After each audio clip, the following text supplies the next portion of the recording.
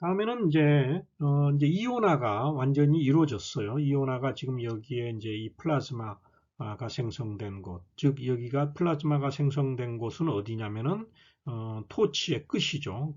토치의 이 끝 부분에서 생성이 돼서 이온화가 이루어졌으면은 이제 이 이온들이 어디로 가야 되냐면은 질량 분석관으로 들어가야 돼요. 그런데 이 질량 분석관은 하이 베큐um이에요. 보통 10의 마이너스 6승, 5승, 6승 토르 정도가 돼야 되는데 여기는 뭐냐면은 이 앞부분들은 뭐냐면은 여기는 대기 압력이라는 거죠.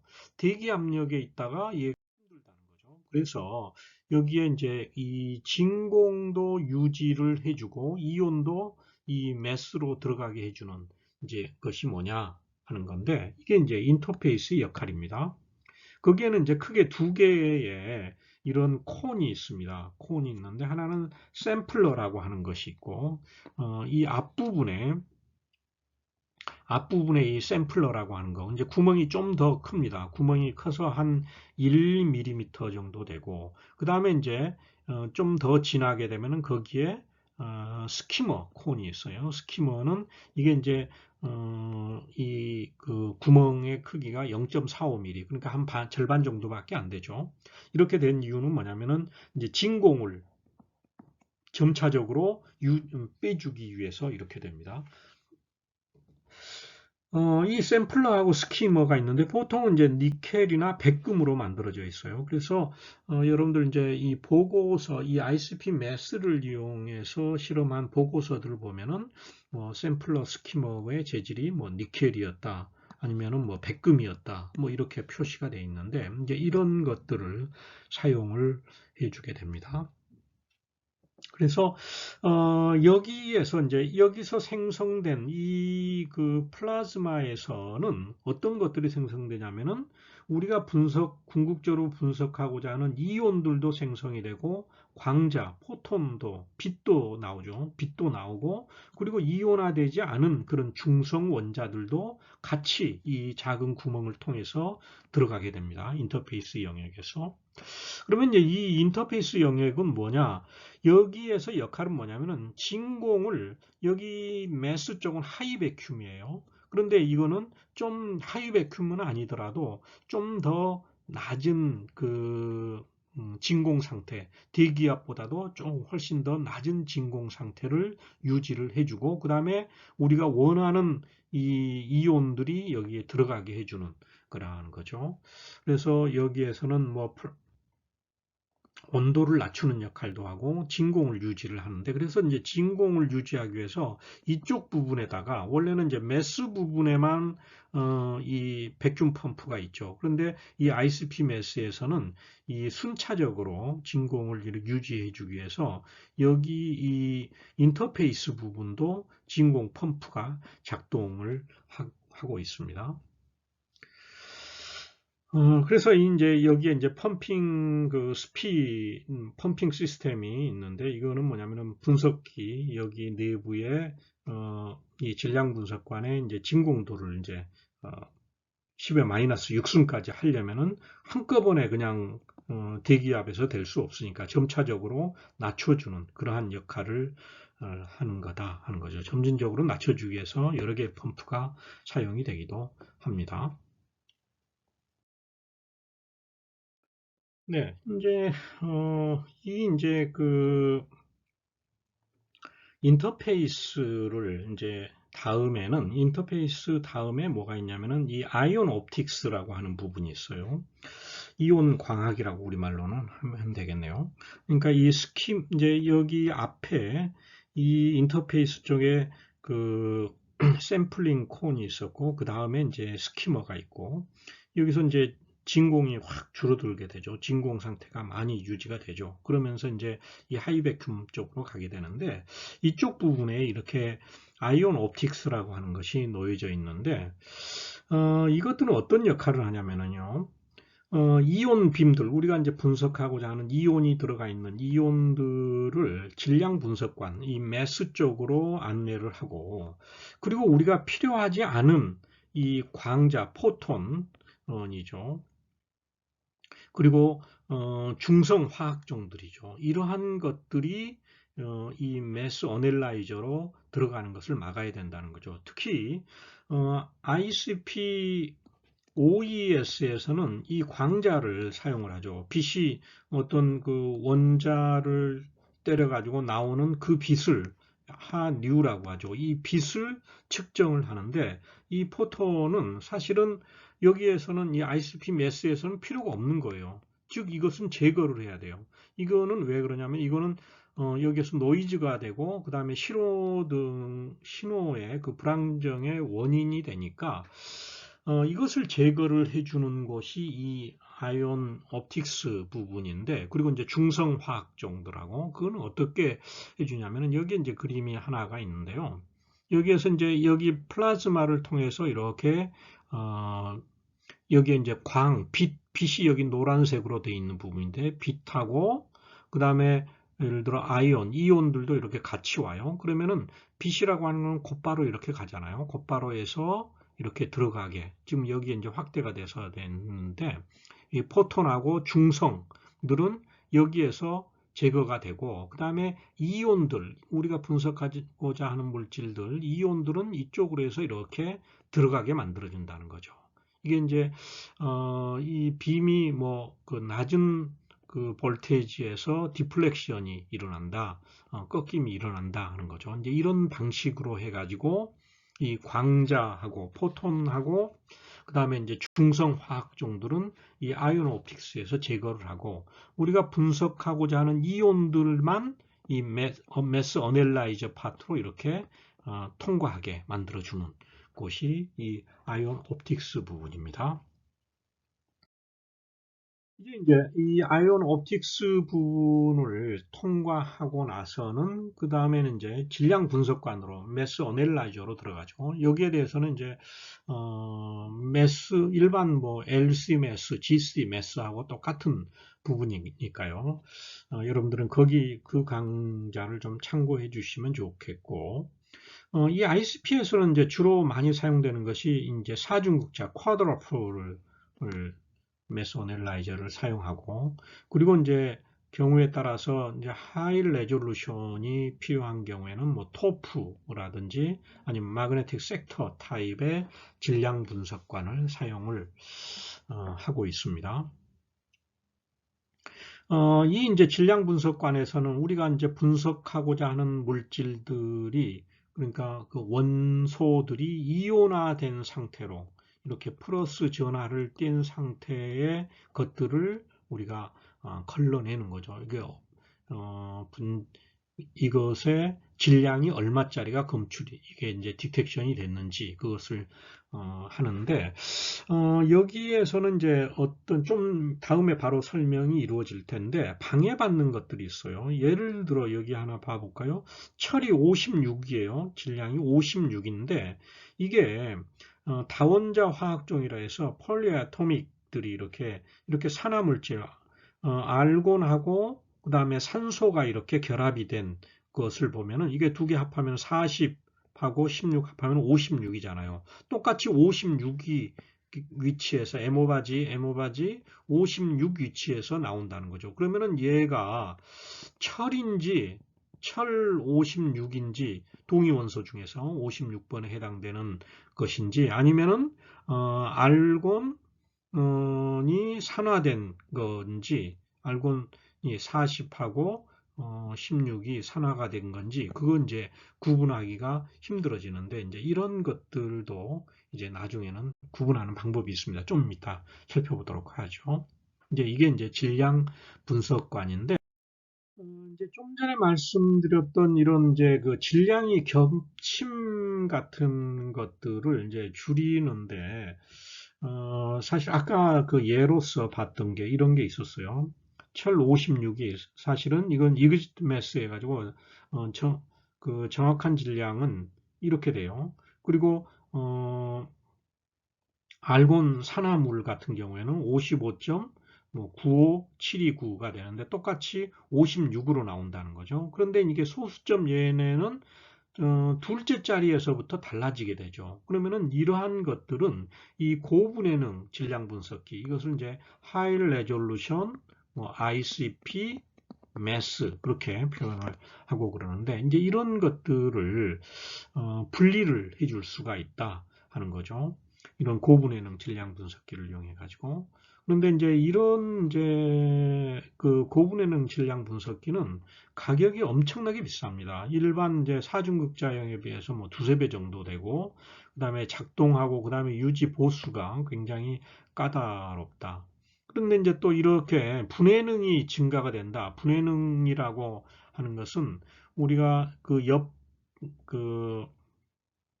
이런 이제 똑같은 56인데 뭐 유닛 레졸루션 단단위로 하면은 똑같이 56인데 소수점 뭐 둘째 짜리, 셋째 짜리에서 달라지는 거죠. 이런 것을 이제 분리하는 능력이 분해 능인데 이게 이제 분해 능이 10배 증가하면은 신호 세기도 감소한다. 즉 우리가 검출할 수 있는 검출 한계가 높아져 버린다는 거죠. 낮은 농도까지 분석하기가 힘들어진다. 그리고 또 이것이 이제 전압을 조정을 할 때 자석에 필요한 안정화 시간이 또 필요하니까 뭐 시간도 굉장히 오래 걸리고 그다음에 스캔 속도가 느리다 하는 이런 이제 단점이 있을 수가 있습니다. 네, 이제 이 질량 분석관을 배웠는데 이 질량 분석관 앞에 즉 아이온 옵틱스가 하고 이 질량 분석관 사이에 또 뭐가 있냐면요. 이 유니버설 셀이라고 하는 거 일반적으로 그냥 그렇게 부르는데 이게 이제 그 충돌 반응 셀이라고 하는 것이 이렇게 이 앞에 자리 잡고 있는 게 일반적이에요. 근데 이거는 이제 어떤 역할을 하냐면은 좀 전에 우리가 봤는데 예를 들어 이제 이런 질량이 같은 거, 이 이제 ISP 매스니까 질량이 같은 거는 구분이 안 되잖아요. 즉 아까 철 같은 경우에 56 동위원소 중에서 56짜리가 있어, 56 달토닉이었고, 그리고 이 알곤 산화물이 있는데 ARO 플러스가 있는데 이에도 똑같이 56이었어요. 이제 이게 소수점 아래는 뭐 두 개가 달랐지만은 일반 쿼드러플 매스로 할 때는 소수점 아래에 있는 거 구분이 안 되거든요. 그랬을 때 이걸 구분을 어떻게 하느냐? 이 충돌 반응 셀이라고 하는 것을 이용을 해가지고 구분을 할 수가 있다 하는 겁니다. 먼저 이거는 이제 이 유니버설 셀은 두 가지 모드에서 작동할 수가 있는데 먼저 충돌 셀 모드로 작동을 하게 되면은 어떻게 되냐면은 아까 이제 우리가 분석하고자 하는 물질이 철이었어요. 예를 들어 철 플러스 전하를 띤 56 동위원소 56 에모바지 56을 검출을 하는데 간섭 이온도 이것도 똑같이 56이었어요. 그런데 이 두 개를 봤을 때 이 산화물 알곤 이 산화물이 이 철보다도 훨씬 물리적으로 좀 커요. 즉 표면적이 넓다는 거죠. 넓다는 그러한 것을 이용하는 건데 즉 얘네들이 여기에 있어요. 폴리아토믹 이온이라 해서 여기에 지금 ArO 플러스가 있고 우리가 분석하고자 하는 것이 여기에 철 플러스 전하를 띈 게 있었어요. 이게 이제 질량은 같아요. 그런데 이게 이제 매스로 들어가면은 곧바로 들어가면 구분이 안 된다는 거죠. 그래서 이제 콜루전 셀, 이 충돌 셀로 이렇게 들어가면은 어떻게 되느냐? 이 충돌 셀에서는 여기에 이제 헬륨 가스가 비활성 기체가 여기에 이제 채워져 있는데 여기에 들어가면서 얘네들이 이 구름을 비활성 기체 분자 구름을 이제 통과하면서 방해하고 간섭하고 있는 어, 이제 산화물 이 방해 이온은 면적이 아까 크다고 그랬잖아요. 표면적이. 그러니까 비활성 원자들 이 헬륨하고 굉장히 접촉이 더 많이 일어나요. 충돌이 많이 일어나요. 그러면 이 충돌로 인해 가지고 에너지가 떨어지게 되겠죠. 에너지를 뺏기게 되죠. 충돌이 일어나니까. 그러니까 에너지가 여기에 이렇게 높은 상태에 있다가 낮은 상태로 이렇게 점점 이렇게 떨어져요. 반면에 우리가 분석하고자 하는 이 철은 상대적으로 이 간섭 이온에 대해서 이온보다도 그 크기가 작아요. 즉 접촉할 수 있는 이 표면적이 작아요. 그러니까 그대로 에너지를 잃지 않고 그대로 갈 수가 있다 하는 거죠. 지나가는데 그런데 이제 이 콜루전 셀 다음에다가 이 그러니까 즉 쿼드러플 어넬라이저를 통과하기 전에 여기에 에너지 그 배리어를 만들어 놔요. 에너지 장벽을 만들어 놔 가지고 에너지가 높은 분석 물질만 그대로 여기를 통과하게 만들어준다는 거죠. 에너지를 잃은, 즉 질량은 같지만은 에너지가 덜한 이 알곤 산화물 같은 경우는 알곤 산화물은 여기에 이 에너지 배리어를 넘어가지 못한다는 거죠. 못하니까 여기서 제거가 돼 버린다 하는 거죠. 따라서 이렇게 어, 이렇게 이제 질량이 같은 이런 방해 물질, 철을 예를 들어 아까 56을 검출할 때 이것하고 이거는 질량으로는 구분이 안 됐지만은 이런 에너지 배리어를 이 충돌 셀 모드에서 를 통과하게 되면은 에너지 배리어를 둬 가지고 이 두 개를 구분해 버린다 하는 거죠. 또 두 번째 모드는 반응 셀 모드를 작동을 하는 건데 이 반응 셀 모드는 어떻게 작동이 되냐면은 여기 아까 이제 그 충돌 셀에서는 헬륨 가스 같은 것이 들어갔잖아요. 그런데 여기에서는 반응 기체로서 예를 들어 암모니아 기체 같은 것을 여기 안에다가 집어넣어줘요. 가스를 집어넣어 주게 되면은 어떻게 되냐면 집어넣어주고 그리고 이제 또 여기에 이런 이제 쿼드러플 매스 필터가 있어요. 쿼드러플 매스 필터가 있고 본 이제 이 매스 어넬라이저가 이쪽에도 있고 그러는데 아무튼 뭐 이것을 여기에 이제 그 가스가 암모니아 가스가 여기 이제 보라색으로 돼 있죠. 여기에 있는데 내가 분석하고자 하는 물질이 여기에 있고 철 이온이 있고 그리고 방해 물질이 이렇게 있었어요.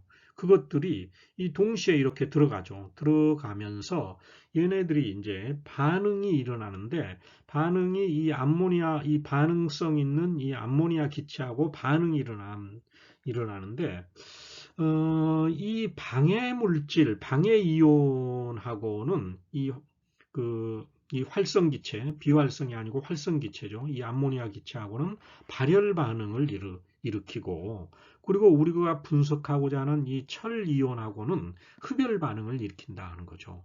그러면서 얘네들이 반응을 일으키면서 발열 반응이 일어나고, 그러면서 얘네들이 화학적으로 완전히 새로운 화학종으로 돼버린다는 거죠.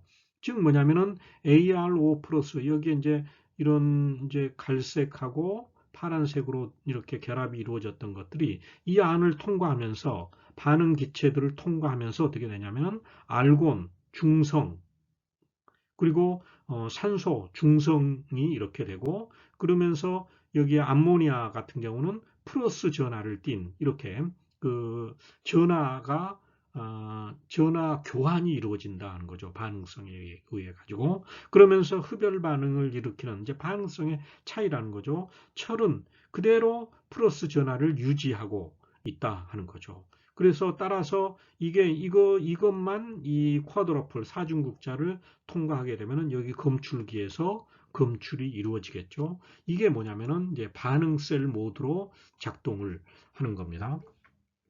이와 같이 이제 충돌 반응 셀에서는 이제 충돌 반응 또는 반응 그러니까 리액션들이 일어나 가지고 우리가 방해 물질들을 제거할 수 있는 그러한 역할을 해준다 하는 것을 살펴봤습니다.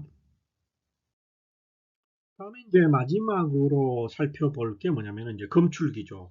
검출기는 이 쿼드러플을 지나고 나서 여기 이제 디텍터가 있는데 여기에서 나온 어떤 이온들을 카운트를 해야 되겠죠. 이온의 수를 카운트해 가지고 그 다음에 이것을 이제 전기 신호로 변환을 해서 우리가 어떤 물질이 들어왔는지 그리고 그것이 양이 얼마인지 그것을 아는데 보통 이제 사용하는 것이 불연속 다이노드 검출기를 사용을 합니다. 내가 분석하고자 하는 물질이 이온들이 여기에 이 다이노드에 이렇게 충돌이 일어나면은 여기에서 이런 전자들이 이렇게 튀어나오면은 그 전자 개수에 따라서 정량이 이루어지게 되겠죠. 이 이제 그 불연속 다이노드 검출기의 경우에는 수명이 대략적으로 이 정도 된다 하는 거고요. 이거는 이제 이 검출기들은 보통 이제 이 고농도 시료가 들어가게 되면 이게 이제 전자들이 많이 이게 뛰쳐나오게 되겠죠. 그래서 얘네들이 이제 어, 이 막 코팅이 이제 소모가 이루어져요. 그러니까 시료를 희석을 해서 가능하면 높은 농도보다는 좀 더 낮은 농도로 찍어주는 것이 좋고요. 그렇지만 이제 검출은 돼야 되겠죠. 그리고 이제 이것을 보관을 할 때는 우리가 여분을 이렇게 이제 검출기들을 이게 이제 수명이 좀 짧잖아요. 그래서 이것들을 이제 쉽게 갈아 끼우고 그렇게 하기 위해서 여분으로 사두는 경우가 있는데 이럴 때는 이제 어두운 곳에서 실링을 해서 어두운 곳에 보관을 하고 그래서 이제 빛에 노출시키지 않아야 되는데 특히 이제 전원이 켜져 있는 동안에 빛에 노출하지 말아야 된다. 이런 경우는 뭐 우리가 시키려고 해도 안 됩니다. 자동적으로 꺼져 버리니까. 이제 이렇게 해서 검출기까지 살펴봤습니다.